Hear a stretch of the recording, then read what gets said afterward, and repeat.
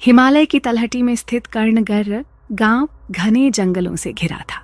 चारों ओर ऊंचे देवदार के वृक्ष, ठंडी हवाएं और एक अजीब सा सन्नाटा इस गांव को बाकी जगहों से अलग बनाता था। लेकिन इस गांव की पहचान इसके सौंदर्य से नहीं, बल्कि चामुंडा देवी के श्राप से थी। गांव के सबसे पुराने मंदिरों में से एक था चामुंडा देवी का मंदिर, जो एक पहाड़ी की चोटी पर स्थित था। गांव के बुजुर्गों का कहना था कि यह मंदिर प्राचीन काल से यहाँ मौजूद था और देवी की असीम शक्ति का प्रतीक था। लेकिन इसी मंदिर से जुड़ी थी एक भयावह कथा, जिसे सुनकर लोग कांप उठते थे। सैकड़ों वर्ष पहले एक महापंडित रुद्राचार्य ने इस मंदिर में घोर तपस्या की थी। उनकी सिद्धियों की ख्याति दूर दूर तक फैली थी। एक दिन उनकी कठोर तपस्या से प्रसन्न होकर मां चामुंडा ने उन्हें दर्शन दिए और वरदान मांगने को कहा। लेकिन अहंकारी रुद्राचार्य ने एक भयावह वरदान मांग लिया। मां, मुझे अमृतत्व का वरदान दीजिए ताकि मैं सदा के लिए इस पृथ्वी पर रह सकूं और अपनी सिद्धियों से ब्रह्मांड को नियंत्रित कर सकूं। मां चामुंडा यह सुनकर क्रोधित हो उठी। अहंकारी ब्राह्मण, अमृतत्व केवल देवताओं को प्राप्त होता है। जो मनुष्य अपने अहंकार में देवताओं की शक्ति को चुनौती देने का प्रयास करता है, वह विनाश को आमंत्रित करता है। रुद्राचार्य ने देवी से क्षमा मांगने के बजाय उनके निर्णय पर प्रश्न उठाया। यह देख देवी का क्रोध और बढ़ गया। उन्होंने उसे भयंकर श्राप दिया, तू और तेरी आत्मा इस स्थान पर हमेशा के लिए भटकती रहेगी, और जो भी इस मंदिर में पापी मन से प्रवेश करेगा वह मेरे क्रोध का शिकार बन जाएगा। यह गांव भी अब इस श्राप का हिस्सा रहेगा। हर अष्टमी की रात मेरा कोप प्रकट होगा। ये कहते ही मां चामुंडा अदृश्य हो गई और रुद्राचार्य भयंकर पीड़ा में जल उठे। उनका शरीर राख बन गया, लेकिन उनकी आत्मा इस मंदिर और गांव से मुक्त न हो सकी। तब से हर अष्टमी की रात गांव में अजीब घटनाएं घटने लगी। मंदिर की घंटियां बिना किसी के बजाए ही बज उठती। लोग रात में किसी अनजान छाया को अपने घरों के बाहर मंडराते देखते। कई बार गांव वाले जंगल से किसी स्त्री की भयावह चीख सुनते, और जो भी मंदिर में देवी की शक्ति का अपमान करने जाता वह रहस्यमय तरीके से गायब हो जाता।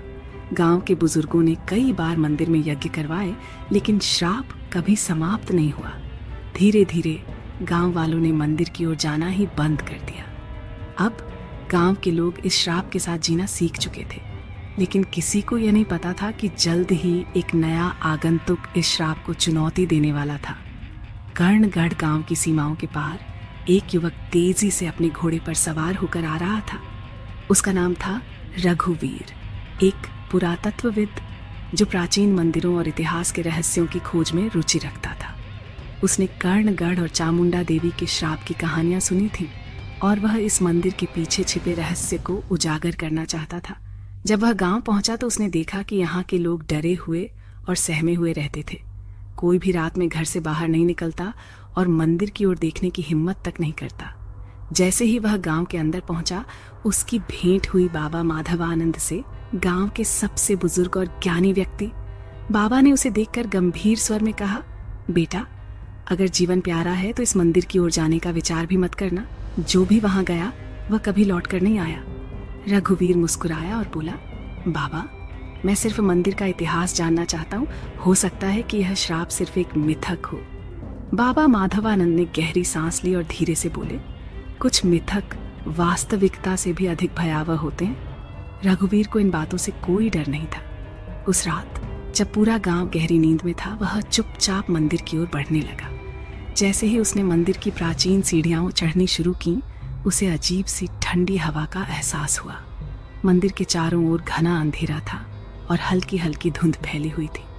जब उसने मंदिर के दरवाजे पर हाथ रखा तो अचानक धड़ाम, मंदिर के भीतर से एक जोरदार आवाज आई। ऐसा लगा जैसे कोई चीज जमीन पर गिर गई हो।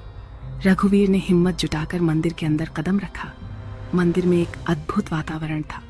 दीवारों पर रहस्यमय नक्काशियां बनी थीं और एक विशाल प्रतिमा बीचों बीच स्थापित थी। लेकिन जैसे ही उसने प्रतिमा की ओर देखा, उसका दिल कांप उठा। प्रतिमा की आंखों से लाल रंग की बूंदें टपक रही थीं, जैसे वह रो रही हो। वह समझ नहीं पाया कि यह उसका भ्रम था या सच। लेकिन तभी एक भयानक ठहाका गूंजा। तुम्हें यहाँ नहीं आना चाहिए था। रघुवीर का शरीर जैसे जड़ हो गया। उसने पलटकर देखा, लेकिन वहां कोई नहीं था। तभी मंदिर की घंटियां अपने आप बजने लगी। हवा में एक अजीब सी गंध भर गई और सामने की मूर्ति धीरे धीरे हिलने लगी और फिर अचानक मंदिर की दीवारों पर छायाएं दौड़ने लगी। रघुवीर ने देखा कि मंदिर के अंदर अचानक कुछ छायाएं उभरने लगी। वे दीवारों पर अजीब अजीब आकृतियों में घूम रही थी। उनमें से कुछ आकृतियां किसी इंसान जैसी लग रही थी तो कुछ बिल्कुल विकृत और भयावह थी। अचानक एक छाया तेजी से उसकी ओर बढ़ी। रघुवीर ने भागने की कोशिश की, लेकिन उसके पैर जैसे जमीन में धंस गए थे। उस छाया ने फुसफुसाते हुए कहा, तुमने माँ चामुंडा के श्राप को जागृत कर दिया है, अब तुम भी इसका हिस्सा बनोगे। रघुवीर की सांसें तेज हो गईं। उसने अपनी पूरी ताकत लगाकर खुद को छुड़ाया और मंदिर से बाहर की ओर दौड़ पड़ा। जैसे ही वह मंदिर के बाहर निकला, सब कुछ अचानक शांत हो गया। हवा भी रुक गई, घंटियां बजना बंद हो गईं और छायाएं गायब हो गईं। लेकिन कुछ अलग था। उसकी कलाई पर एक जलता हुआ निशान उभर आया था, जैसे किसी ने उसे छूकर श्रापित कर दिया हो।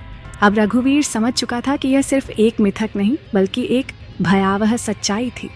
लेकिन वह पीछे हटने वाला नहीं था। उसने निश्चय किया कि वह इस श्राप के पीछे छिपे असली रहस्य को जाने बिना वापस नहीं जाएगा। रघुवीर मंदिर से वापस गांव की ओर भाग रहा था, लेकिन उसके दिमाग में कई सवाल उमड़ रहे थे। वह मंदिर में जो कुछ देख चुका था वह कोई भ्रम नहीं था। उसकी कलाई पर उभरा जला हुआ निशान इस बात का प्रमाण था कि चामुंडा देवी का श्राप अभी भी जीवित था। गांव में पहुंचते ही वह बाबा माधवानंद के घर की ओर गया। बाबा पहले से ही दरवाजे पर खड़े थे, जैसे उन्हें पहले से पता था कि रघुवीर मंदिर गया था। मैंने कहा था ना बेटा, वहां मत जाना, अब तुम भी श्राप का हिस्सा बन चुके हो, बाबा ने चिंतित स्वर में कहा। रघुवीर ने अपनी कलाई दिखाई और पूछा, बाबा मुझे सब कुछ सच सच बताइए, ये श्राप आखिर है क्या? बाबा ने गहरी सांस ली और बोले, यह कहानी सैकड़ों साल पुरानी है।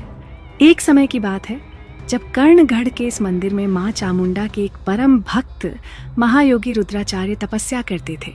लेकिन उनका अहंकार बढ़ने लगा और उन्होंने देवी से अमृतत्व का वरदान मांग लिया। माँ चामुंडा ने उनके इस अतिरेक को सहन नहीं किया और उन्हें श्राप दे दिया। रघुवीर यह तो पहले ही जान चुका था, लेकिन बाबा की अगली बात सुनकर उसका दिल दहल गया। लेकिन असली श्राप केवल रुद्राचार्य के लिए नहीं था। उनके श्राप के कारण माँ चामुंडा का क्रोध पूरे गांव पर पड़ा। हर अष्टमी की रात उनके क्रोध की अग्नि जागृत होती है और जो भी मंदिर के पास जाता है वह उसी श्राप का शिकार बन जाता है। लेकिन बाबा, इस श्राप को कैसे खत्म किया जा सकता है? रघुवीर ने व्यग्रता से पूछा। बाबा ने रघुवीर की ओर देखा और धीमे स्वर में बोले, श्राप को समाप्त करने का केवल एक ही तरीका है, रुद्राचार्य की आत्मा को मुक्त करना। जब तक उनकी आत्मा इस संसार में भटकती रहेगी, यह श्राप भी बना रहेगा। रघुवीर को अब समझ आ गया था कि श्राप को तोड़ने के लिए उसे रुद्राचार्य की आत्मा को मुक्त करना होगा। लेकिन सवाल यह था कि यह आत्मा कहाँ थी? बाबा ने कहा, रुद्राचार्य की आत्मा मंदिर में ही कैद है, लेकिन वह तभी प्रकट होती है जब अष्टमी की रात का दूसरा पहर शुरू होता है। रघुवीर को यह जानकर आश्चर्य हुआ कि उसे रुद्राचार्य से आमना सामना करना पड़ेगा। वह अब किसी भी कीमत पर इस रहस्य से पर्दा उठाना चाहता था। अगली रात अष्टमी की चंद्रमा निकलने ही वाला था। पूरे गांव में सन्नाटा था। लोग अपने घरों में दुबके हुए थे। रघुवीर अकेले ही मंदिर की ओर चल पड़ा। इस बार उसे कोई भय नहीं था। वह जानता था कि उसे श्राप को तोड़ना है। जैसे ही वह मंदिर के भीतर पहुंचा, उसे चारों ओर एक अजीब सी लाल रोशनी दिखाई दी। अचानक मूर्ति के पीछे की दीवारों पर एक छाया उभरने लगी। वह छाया धीरे धीरे आकार लेने लगी और अंत में एक विकृत जली हुई आकृति में बदल गई। कौन है तू जो मेरे शापित स्थान पर आया है? एक गूंजती हुई आवाज आई। रघुवीर ने बिना डरे कहा, मैं रघुवीर हूँ और मैं तुम्हें मुक्त करने आया हूँ। यह सुनकर छाया हंस पड़ी। मुक्त? मुझे मुक्त करने आए हो? क्या तुम जानते हो कि यह श्राप क्या है? ये सिर्फ मेरे लिए नहीं, इस पूरे गांव के लिए है। माँ चामुंडा का क्रोध इस गांव पर हमेशा रहेगा। रघुवीर समझ गया कि रुद्राचार्य की आत्मा पूरी तरह से नकारात्मक ऊर्जा से भर चुकी थी। अब उसे अपनी अंतिम परीक्षा देनी थी, रुद्राचार्य की आत्मा को शांत करना। रघुवीर मंदिर के गर्भगृह में खड़ा था। सामने रुद्राचार्य की आत्मा एक विकृत छाया के रूप में मंडरा रही थी। उसकी आंखों से जलते अंगारे जैसी रोशनी निकल रही थी और उसकी कर्कश आवाज मंदिर की दीवारों से टकराकर गूंज रही थी। तुम मुझे मुक्त करने आए हो, लेकिन क्या तुम यह जानते हो कि इसके लिए तुम्हें अपनी आत्मा की आहुति देनी होगी? रघुवीर ने घबराए बिना उत्तर दिया। अगर इससे यह श्राप समाप्त होता है और गांव की मुक्ति होती है तो मैं तैयार हूँ। रुद्राचार्य जोर से हंसा। तुम भी उन्हीं मूर्खों में से एक हो जो सोचते हैं कि बलिदान ही मुक्ति का रास्ता है, लेकिन यह श्राप सिर्फ बलिदान से नहीं टूटेगा, बल्कि माँ चामुंडा की कृपा से ही समाप्त होगा। रघुवीर को याद आया कि बाबा माधवानंद ने कहा था, श्राप तभी टूट सकता है जब रुद्राचार्य अपनी भूल स्वीकार कर माँ चामुंडा से क्षमा मांगे।